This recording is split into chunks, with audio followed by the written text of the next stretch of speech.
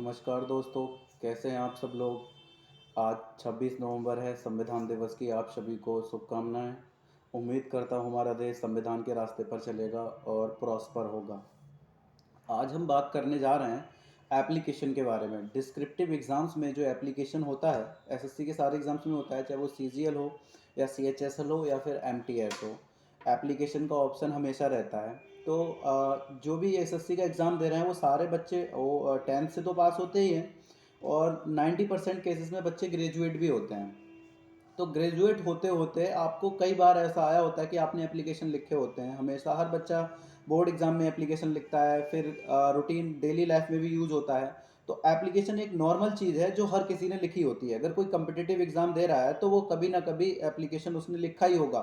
तो ज़्यादा पैनिक होने की बात नहीं है। बस मैं ये बात करूँगा कि आपको कौन कौन सी चीज़ें अवॉइड करनी चाहिए अगर आप एक डिस्क्रिप्टिव एग्जाम में एप्लीकेशन लिख रहे हैं, एसएससी के या किसी के भी। तो आपको हमेशा कुछ चीज़ों का ध्यान रखना पड़ेगा जिससे कि आपको नेगेटिव मार्किंग ना मिले और ये ना हो कि आप डिसक्वालीफाइड हो जाएं। क्योंकि अगर आपने टीयर फर्स्ट में अच्छी मेहनत करी है, सीजीएल में टीयर टू में भी अच्छी मेहनत करती है और टीयर थ्री में आप अच्छे तरीके से नहीं लिख पाते हैं या फिर आप कैंसिल हो जाते हैं, डिबार हो जाते हैं, तो फिर आपको बहुत ज़्यादा नुकसान होता है। एक तो कई साल की मेहनत बेकार जाती है और बहुत बुरा फील होता है। तो फिर मैं आपको बताऊंगा कि क्या क्या चीज़ें आपको अवॉइड करनी चाहिए। तो एक एक करके हम बात कर लेते हैं। पहला पॉइंट है पैराग्राफ की लेंथ। पहली बात तो वर्ड्स लिमिट का हमने ध्यान रखना है। अगर वर्ड्स लिमिट 170 180 दे रखी है तो उसके अंदर ही रहना है। और मैंने ऐसे वाले पार्ट में बताया था कि 10 और 15 वर्ड्स का टॉलरेंस हो सकता है, कम या ज़्यादा हो सकते हैं, लेकिन बहुत ज़्यादा एक्सीड नहीं करना है उस लिमिट से। पैराग्राफ जो है, छोटे छोटे पैराग्राफ लिखने हैं, उसमें 3 4 लाइनों से ज़्यादा नहीं होनी चाहिए और जो वर्ड्स हैं वो लाइन के बाहर नहीं जाने चाहिए। समझ रहे हैं आप इस चीज़ को। पैराग्राफ छोटे छोटे रखना है। दूसरा पॉइंट है कि किसी भी अगर कोई प्रॉब्लम पे आप एप्लीकेशन लिख रहे हैं, अपनी स्थानीय कोई भी प्रॉब्लम पे आप एप्लीकेशन लिख रहे हैं, तो ऐसा ना करें कि सिर्फ क्रिटिसाइज कर रहे हैं। क्रिटिसाइज ना करते हुए अगर कर भी रहे हैं तो उसका एक कंस्ट्रक्टिव सॉल्यूशन भी हमने सुझाना है एप्लीकेशन में। कंस्ट्रक्टिव मोड में हमने एप्लीकेशन लिखना है। ये चीज़ ऐसे में भी अप्लाई हो रही है और ये एप्लीकेशन में भी अप्लाई हो रही है। बहुत ज़्यादा क्रिटिसिज्म हमने नहीं करनी है। अगला पॉइंट ये है कि आपको आपको स्लैंग और कंट्रेक्शन का यूज नहीं करना है। जैसे बहुत सारे बच्चे होते हैं एंड की जगह एंड वाला निशान यूज कर देते हैं, यू ऑल की जगह यू अल, मतलब यू और डबल एल एपोस्ट्रॉफी लगा के यूज कर देते हैं, कैन नॉट की जगह कांट यूज कर देते हैं। तो कभी भी एप्लीकेशन में स्लैंग और कॉन्ट्रैक्शन का यूज नहीं करना है। इस चीज का अच्छे से ध्यान रखें, इससे अच्छा इंपैक्ट नहीं पड़ता है। अगला पॉइंट है कोई भी रिलीजियस सिंबल और टेक्स्ट एप्लीकेशन में ना लिखें। ये ऐसे में भी अप्लाई था कि बहुत ज़्यादा आप रिलीजियस चीज़ें नहीं लिखेंगे, ना कोई ऐसा सिंबल बनाएंगे जिससे पता लगे कि आप किस रिलीजन को बिलोंग करते हैं। समझ रहे हैं आप इस चीज़ को। इससे हमेशा नेगेटिव ही इम्पैक्ट पड़ेगा, तो कभी भी ऐसा ना करें।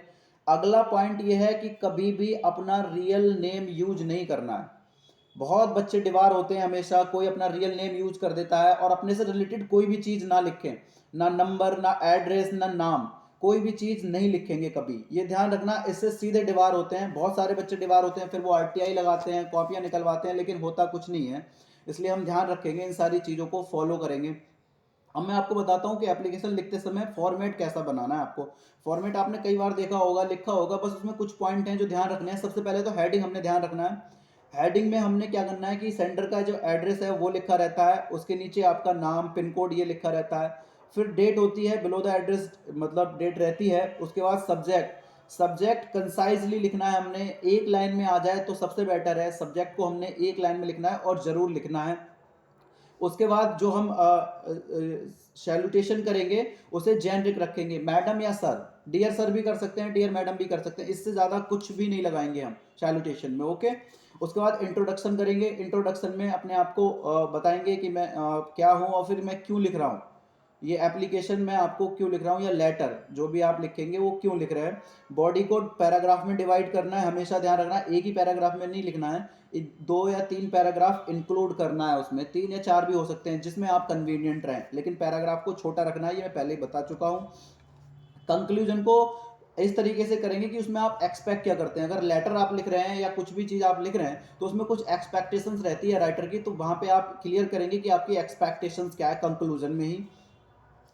और लास्ट में थैंकिंग यूज़ करेंगे। सिग्नेचर लाइन नीचे वाली लास्ट में आप लिखेंगे योर सिंसियरली, उसके बाद अपना नाम की जगह XYZ यूज़ करना है, ठीक है। तो इन चीज़ों का ध्यान रखेंगे। सबसे इंपॉर्टेंट चीज़ ये है कि आपको कहीं भी अपना नाम, नंबर, इन चीज़ों का कहीं भी यूज नहीं करना है। उम्मीद करता हूँ ये जानकारी आपको अच्छी लगी होगी। अगर ये जानकारी आपको अच्छी लगी है तो चैनल को सब्सक्राइब करें, कमेंट करें। कोई भी चीज़ अगर आपको पूछनी है, मैं आपके लिए हमेशा तैयार हूँ। एनी टाइम आप कमेंट करके पूछ सकते हैं। ठीक है, धन्यवाद दोस्तों आपका।